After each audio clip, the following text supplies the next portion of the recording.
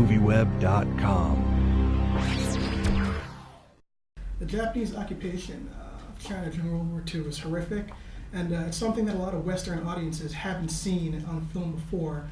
Why do you choose this subject matter as your follow-up to Brokeback Mountain? Well, I did that for similar reason as you mentioned, that the Chinese audience have never seen it.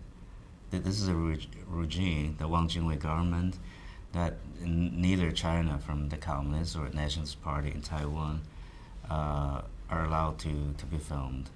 It's a disgraceful period of time, and when we portray war, it's all about the war, the resistance. But during the occupation, how people collaborate, what's the life, the peaceful life under it, the oppression. So if you want to make a movie, you'll be rejected by the censorship.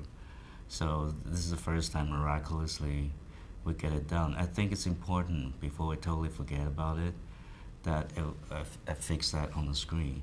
And I also think it's important that for the glorious macho war, the bloody war, this is a woman's point of view, particularly from their sexuality. That's very challenging, particularly for the Chinese audience.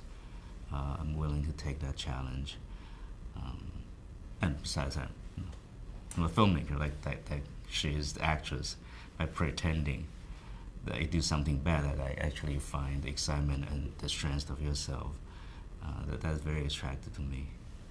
In this film, you have two brilliant actors. You have Tony Leung, who's a stalwart of cinema, of all cinema, and you have this incredible performance by Tang Wei, who's never been in any film before. Can you talk about working with these two actors and how you discovered Tang Wei? We chose Tang Wei. I decided to go with somebody new because knowing them, I didn't find the right person. We chose her from over 10,000 actresses. She fits. I believe the story happened to somebody like her. Her disposition is that of my parents' generation, and she gave the best reading. A lot of potential. Still, there's a month of training. She, to me, is like a student. I just keep in the old-fashioned way, Chinese way, just keep squeezing discipline, a lot of training, including the 5 months of shooting. Every day is training day, and Tony was very helpful. And for Tony, he's so good already. It's very hard to get something new that you have not seen, to rip him apart. So that was the biggest job, and he's so generous in that way. He's totally opened up. He played a part he never played before, and did those sex scenes that we try out the ultimate performance and all that. So we work like a team. Directing them are a very different task, but at the end, we all believe in the story. A lot has been made about the sexuality, and you were given the NC-17 rating here in the United States. Having just seen the film, the sexuality is integral to the story, and it is very interesting, but was there ever any point where you decided, well, you know what, maybe we could trim this just to get the R rating, or were you just purely going to say, this is the film, this is how I want to release it? No, there's, before I did the first cut, James Shemmers, the head, my creative partner and the head of Focus, explained to me what NC-17 is about after seeing the dailies.